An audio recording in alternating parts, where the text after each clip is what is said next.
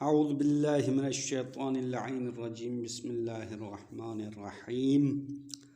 وَإِذَا بَدَرَ أَحَدُ الْخَصْمَيْنِ بِدَعْوَى سَمِعَ مِنْهُ وُجُوبًا تِلْكَ الدَّعْوَى لَا جَمِيعَ مَا يُرِيدُهُ مِنْهَا۔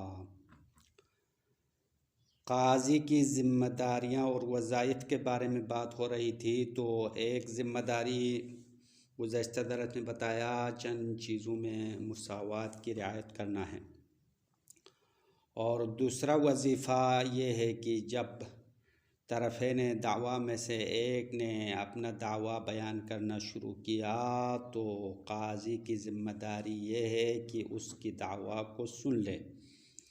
فقط ایک دعویٰ کو سننا چاہیے، اور وہ اگر کئی دعویٰ کرنا چاہتے ہیں، کئی چیزوں کی مدعی ہو، تو ہر دعویٰ ایک ساتھ نہیں سننا ہے، فقط ایک دعویٰ سننا ہے۔ اگر ایک بندے نے پہلے اپنے دعویٰ پیش کیا، اسی دوران دوسرے نے بھی بولنا شروع کیا کہ میں مدعی ہوں، تو قاضی کی ذمہ داری یہ ہے کہ دوسرے بندے کی بات کی طرف توجہ نہ کرے، بلکہ اس کو خاموش کرائے۔ ایک بندہ جو پہلے بولنا شروع کیا ہے اس کی باتیں مکمل ہو جائے، اس کی دعویٰ مکمل ہونے کے بعد اس کے بارے میں فیصلہ سنائے، پھر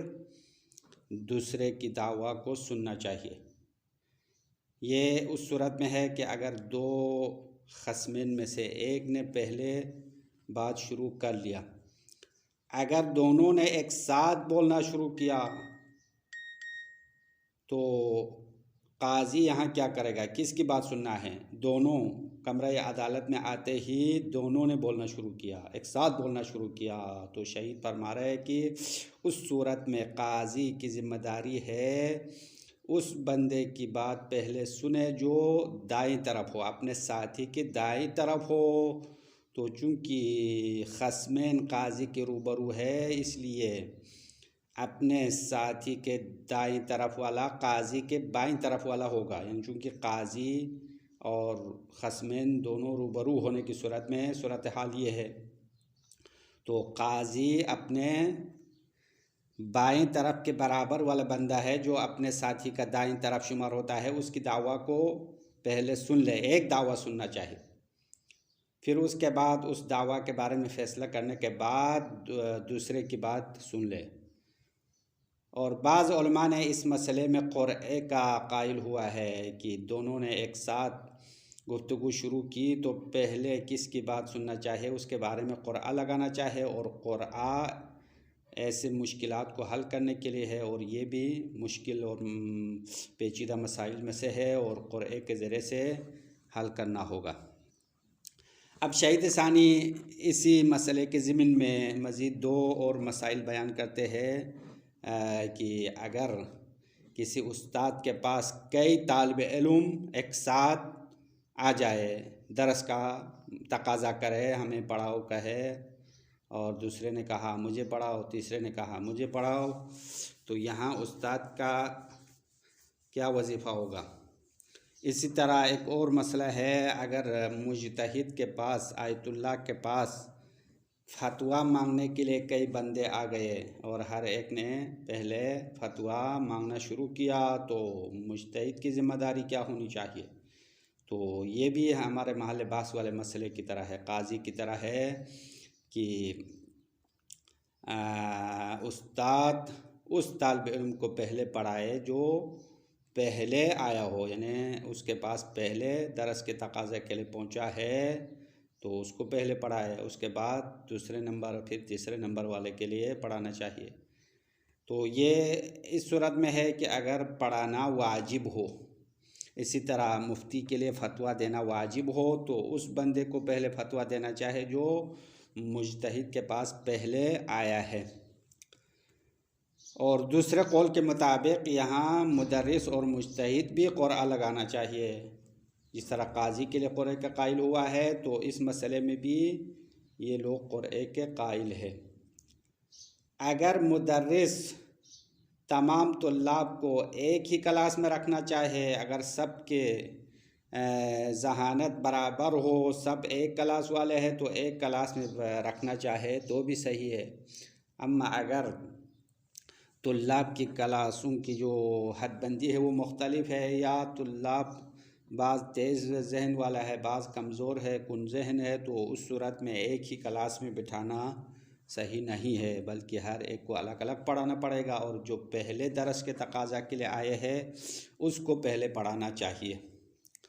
بس یہاں تک مدعی اور مدعا علیہ دونوں بولنے کی صورت میں، اگر مدعی اور مدعا علیہ قاضی کے پاس آ کے دونوں خاموش کھڑے رہے، قاضی کو دیکھتے رہے، کچھ نہ بولے، تو کیا کرے؟ قاضی کیا کرے؟ تو یہاں پہ شہید فرما رہا ہے کہ قاضی کی مرضی ہے، قاضی بھی خاموش رہے، کچھ نہ بولے، ایک دوسرے کو دیکھتے رہے، بس ایسے ہی خاموشی سے کھڑے رہے۔ اگر قاضی چاہے تو ان دونوں کو بات کرنے کی دعوت دے سکتے ہیں، ہاں، یعنی ان سے کہے کہ تم دونوں میں سے جو مدعی ہے وہ بولے، یا یوں کہے کہ تم دونوں بولے۔ یا قاضی اگر کچھ نہ کہے تو قاضی اپنے منشی یا کسی اور بندے سے کہے بھی ان کو بات کرنے کی دعوت دے دے، کہہ کر اپنے کسی نوکر کو کہے۔ اب اس مسئلے میں جب دونوں مدعی مدعا علیہ خاموش کھڑے ہیں تو قاضی کے لیے مکروہ ہے کہ ان دو میں سے ایک کو بات کرنے کی دعوت دے، یعنی خصوصی طور پر ایک کی طرف توجہ کر کے بات کرنے کی دعوت دینا مکروہ ہے، کیونکہ یہاں پہ عدم مساوات لازم آئے گا، اور کل والے گفتگو میں بتایا کہ خصمین کے درمیان چند امور میں مساوات واجب ہے، ضروری ہے۔ اگر عدم مساوات ہو تو حرام ہونا چاہے، اور اگر حرام کا قائل نہ ہو تو کم از کم نہی کا اقل مرتبہ کراہت ہے، تو ایک کو ترجیح دینا مکروہ ہونا یقیناً ثابت ہے۔ اب ادھر تک قاضی کی دوسری ذمہ داری ختم ہو گئی۔ اس کے بعد درمیان میں شہید نے دو کام ایسے بتایا جو قاضی کے لیے حرام ہے۔ قاضی کے لیے حرام دو کام ذکر کیا۔ پہلا، قاضی کے لیے رشوت یا رشوت لینا حرام ہے۔ رشوت یا رشوت، یعنی را ضمے کے ساتھ بھی پڑھ سکتے ہیں، را کسرے کے ساتھ، دونوں صحیح ہے۔ اور رشوت کا مطلب کیا ہے؟ قاضی رشوت لینا، رشوت طرفین خصمین سے پیسہ لے لے، یا خصمین میں سے ایک سے لے لے، یا خصمین کے علاوہ کسی اور سے پیسہ لے لے قضاوت کے لیے۔ جس طرح قاضی بیت المال سے ارتزاق کے مسئلے میں پرسوں بتایا تھا، تو یہ قاضی اپنی زندگی کے امورات کو گزارنے کے لیے، زندگی کے اخراجات کے لیے بیت المال سے ارتزاق کرنا ہے، روزی کھانا ہے۔ طرفین میں سے کسی ایک سے پیسہ لینا، یا دونوں سے لینا، یا کسی اور بندے سے قضاوت کے لیے پیسہ لینا، یہ رشوت کے حکم میں آئے گا، اور رشوت کا حرام ہونا تمام مسلمانوں کے پاس ثابت ہے، یعنی اجماع مسلمین ہے۔ اور امام محمد باقر علیہ السلام سے ایک حدیث منقول ہے کہ امام نے فرمایا،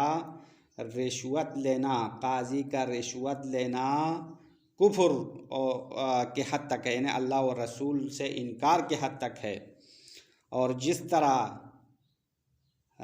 قاضی کے لیے رشوت لینا حرام ہے،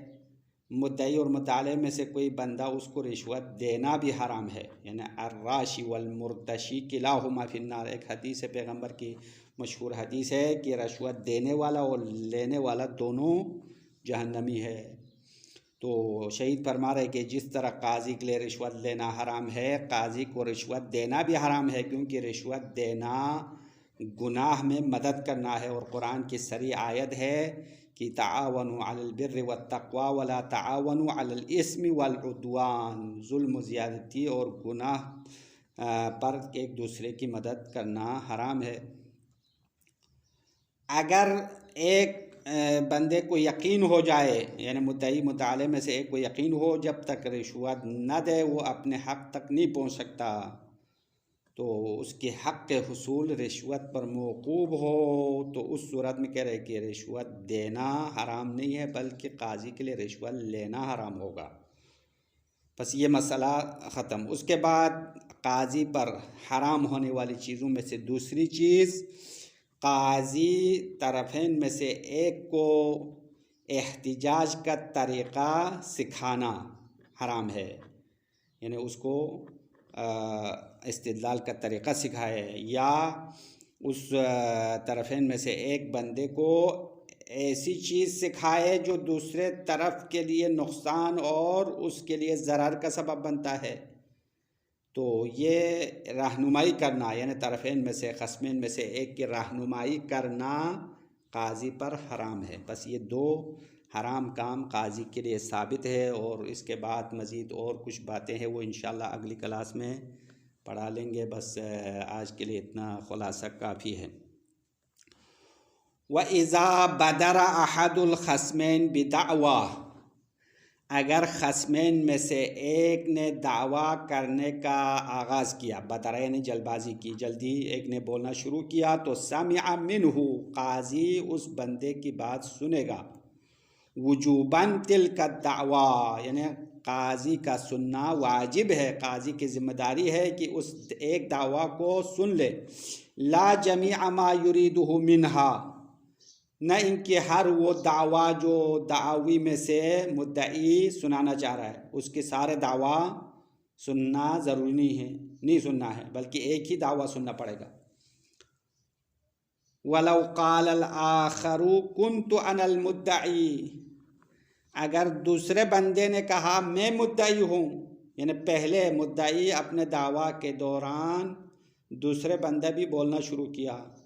اس کی دعویٰ ختم ہونے سے پہلے اس نے کہا بھائی یہ جھوٹ بولتا ہے، میں مدعی ہوں، میں اس کے خلاف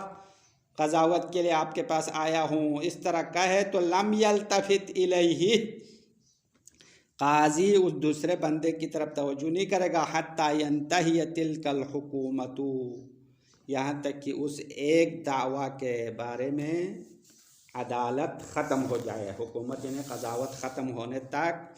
دوسرے دعویٰ کو آغاز نہیں کرنا ہے۔ بطور مثال ایک نے دعویٰ شروع کیا کہ زید نے میرا پیسہ کھایا ہے، مجھ سے قرض لیا، تو اپنے قرض کا دعویٰ کیا، تو دوسرے نے زید نے یعنی عمر نے زید سے کہا زید نے میرا پیسہ کھایا، تو زید بھی بولنا شروع کیا بھائی اس نے مجھے گالی دی ہے، تو یہ گالی دینا ایک الگ دعویٰ ہے، اور پیسہ قرض کھانا دوسرا دعویٰ ہے۔ تو پہلا دعویٰ جب ختم نہ ہو جائے، یعنی قرض کا مسئلہ حل نہ ہو جائے، گالی دینے کا جو مقدمہ ہے اس کو شروع نہیں کرنا ہے، مطلب ایک ایک دعویٰ الگ الگ جو ہے تحقیق ہونا چاہیے، ایک ایک دعویٰ کے بارے میں بررسی اور چھان بین کر کے الگ الگ فیصلہ سنانا ہے۔ وَلَوْ ابْتَدَرَا مَعًا، اگر خصمین نے دونوں ساتھ بولنا شروع کیا، بولنے میں دونوں نے جلد بازی کی، عام طور پر یہی ہوتا ہے جب دو بندے آپس میں لڑ رہے ہیں تو ہر ایک چاہ رہا ہے کہ پہلے میں قاضی کو سناؤں، اپنے رداد سنانا چاہتا ہے، تو دونوں ایک ساتھ بولنا شروع کرے، تو سمع من الذی علی یمین صاحبہ، تو قاضی اس شخص کی بات پہلے سنے گا جو اپنے ساتھی کے دائیں طرف ہے۔ اپنے ساتھی کے دائیں طرف والا چونکہ قاضی کے روبرو ہے، اس لیے قاضی کے بائیں طرف شمار ہوگا، تو قاضی کے بائیں طرف کے برابر والے بندے کی بات پہلے سننا ہے، دعویٰ واحدتاً، ایک دعویٰ سننا ہے، ثم سمع دعوی الآخر، پھر اس کی دعویٰ سننے کے بعد دوسرے کی دعویٰ سنے گا۔ اور اس حکم کے لیے دلیل کے طور پر روایت پیش کرتے ہیں، روایت محمد ابن مسلم عن الباقر علیہ السلام، امام محمد باقر علیہ السلام سے محمد ابن مسلم نے روایت نقل کیا ہے، اور اس روایت میں دائیں طرف والے کی بات سننے کی ہدایت کی ہے امام نے، اور اس قانون کے مطابق پہلے اپنے ساتھی کے دائیں طرف والے کی بات سننا پڑے گا۔ وقیل یقرأ بینہما، اور بعض نے کہا ہے نہیں، دائیں بائیں نہیں، دیکھو دائیں طرف والے کی بات سننے کی بات نہیں ہے، بلکہ یہاں پہ قرعہ لگانے کا مقام ہے، یقرأ بینہما، ان دونوں کے درمیان قرعہ لگایا جائے گا، قرعہ ڈالنا ہے، لورودہا لکل مشکل، کیونکہ قرعہ شریعت میں ہر مشکل کے لیے وارد ہوا ہے، وہذا منہ، اور یہ بھی ان مشکلات میں سے ایک ہے۔ ومثلہ ما لو تزاحم الطلبة عند مدرس والمستفتون عند المفتی، اور اسی حکم کی طرح ہے اگر کئی طالب علم ایک مدرس کے پاس درس کے بارے میں تزاحم کرے، یعنی جھگڑا کرے، ہر ایک مدرس کے پاس پڑھنا چاہتا ہے، یا استفتاء والے یعنی فتویٰ لینے والے مفتی کے پاس، مجتہد کے پاس پہلے فتویٰ لینے پر جھگڑا کرے، مع وجوب التعلیم والافتاء، ساتھ اس کے کہ مدرس پر پڑھانا واجب ہے اور مفتی کے لیے فتویٰ دینا واجب ہے۔ ایسی صورت میں یہی دو نظریات ہیں، یعنی پہلے اگر ایک طالب علم پہلے آیا ہو تو پہلے کو پڑھانا ہے، پہلے آئے پہلے پائے، اردو میں مثال ہے نا، جو پہلے آئے وہ اس کو پہلے پڑھانا پڑے گا۔ اما اگر ایک ساتھ آیا ہو تو پھر قرعہ لگانے کی بات ہے۔ لیکن ہنا یقدم الاسبق، ہاں اب یہاں پہ شہید کہہ رہے کہ قاضی کے پاس دو مدعی مدعا علیہ خصمین آ کے دونوں نے بات شروع کی، تو جو بات پہلے کرے گا، جو بات دونوں ساتھ شروع کرے گا تو ان کے بولنے کو معیار بنانا ہے، لیکن یہاں پہ طالب علموں کو پڑھانا اور استفتاء لینے والوں کو فتویٰ دینے میں اسبق کو مقدم کیا جائے گا۔ یہاں بولنا معیار نہیں ہے، بلکہ جو پہلے مدرس کے پاس آئے گا اس کو مقدم کرنا ہے، اور جو مفتی کے پاس پہلے آیا ہے اس کو مقدم کرے گا۔ فَإِن جُهِلَ، ہاں لیکن ہنا یقدم الاسبق، یہاں پہ جو پہلے آیا ہے اس کو مقدم کیا جائے گا۔ فَإِن جُهِلَ أَوْ جَاءُوا مَعًا أُقْرِئَ بَيْنَهُمْ، اگر پہلے آنے والے کے بارے میں جہالت ہو، پتہ نہ ہو پہلے کون آیا پتہ نہیں چلا، یا أَوْ جَاءُوا مَعًا، یا ایک ساتھ مدرس کے پاس پہنچ گئے ہیں تو أُقْرِئَ بَيْنَهُمْ، ان کے آپس میں قرعہ ڈالا جائے گا۔ وَلَوْ جَمَعَهُمْ عَلَى دَرْسٍ وَاحِدٍ، اگر ان سب کو ایک ہی درس میں جمع کرے، مع تقارب افہامہم جازا، ان کے ذہنوں کے برابر ہونے کی صورت میں، نزدیک ہونے کی صورت میں، طالب علموں کے علمی سطح برابر ہو، ایک کلاس والے ہو، اور ان کے جو ذہانت ہے وہ بھی برابر ہے، تو ایک کلاس میں سب کو جمع کرنا جازا جائز ہے۔ وَإِلَّا فَلَا، وَإِلَّا یعنی اگر تقارب ابہام نہ ہو، طالب علم کے ذہانت جو ہے برابر نہیں ہے، کچھ تیز ذہن والا ہے، کچھ کمزور والا ہے، یا طالب علم کلاس بھی مختلف ہے، مثال کے طور پر کچھ مقدمات والے ہیں، کچھ لمحہ پڑھنے والے ہیں، تو مقدمات والوں کو لمحہ کے ساتھ رکھنا تو صحیح نہیں ہے، تو فلا یعنی فلا یجوز الجمع، جمع جائز نہیں ہوگا، ایک کلاس میں اکٹھا کرنا جائز نہیں ہے۔ وَإِذَا سَكَتَا فَلَهُ أَن يَسْكُتَا حَتَّى يَتَكَلَّمَا، اب یہاں سے مدعی اور مدعا علیہ دونوں خاموش رہے، دونوں کچھ نہ بولے، قاضی کے پاس آ کے صرف دیکھتا رہے، تو کیا کرے؟ قاضی بھی خاموش رہے گا۔ وَإِذَا سَكَتَا فَلَهُ أَن يَسْكُتَا، اگر خصمین خاموش رہے تو قاضی کے لیے بھی خاموش رہنا جائز ہے، حتی یتکلم، یہاں تک کہ وہ بات شروع کرے۔ وَإِن شَاءَ فَلْيَقُلْ لِيَتَكَلَّمْ الْمُدَّعِ مِنْكُمَا، اگر قاضی چاہے تو قاضی یوں کہے گا کہ تم میں سے جو مدعی ہے وہ بولے، او تکلما، یا قاضی کہے گا کہ دونوں بات شروع کرے، او یأمر من یقول ذالک، او یأمر، یا قاضی امر کرے گا اس بندے کو جو ایسا کہے، یعنی قاضی اپنے کسی نوکر کو یا کسی منشی کو بتائے گا بھائی ان کو بولو، بات کرے۔ وَيُكْرَهُ تَخْصِيصُ أَحَدِهِمَا بِالْخِطَابِ، اور مکروہ ہے ان دو بندوں میں سے ایک کو خطاب کے ساتھ مخصوص کرے، مدعی مطالعے میں سے فقط ایک کی طرف توجہ کر کے کہے بھائی تم بولنا شروع کرے، تو یہ مکروہ ہے۔ کیوں؟ لما فیہ من الترجیح الذی اقل مراتبہ الکراہۃ، کیونکہ ایک کو خصوصی خطاب کرنا ترجیح ہے، یعنی ایک کو اہمیت دینا ہے، یعنی عدم مساوات ہے۔ الذی اقل مراتبہ الکراہۃ، اور ترجیح کے اقل مرتبہ کراہت ہے، کیونکہ عدم مساوات حرام ہے، جب مساوات واجب ہے تو وجوب کا ضد حرمت ہے۔ اور کل والے بحث میں کہا کہ چند کاموں میں قاضی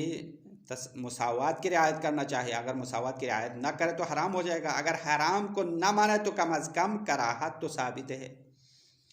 بس ایک بندے کو ترجیح دینا مکروہ ہے۔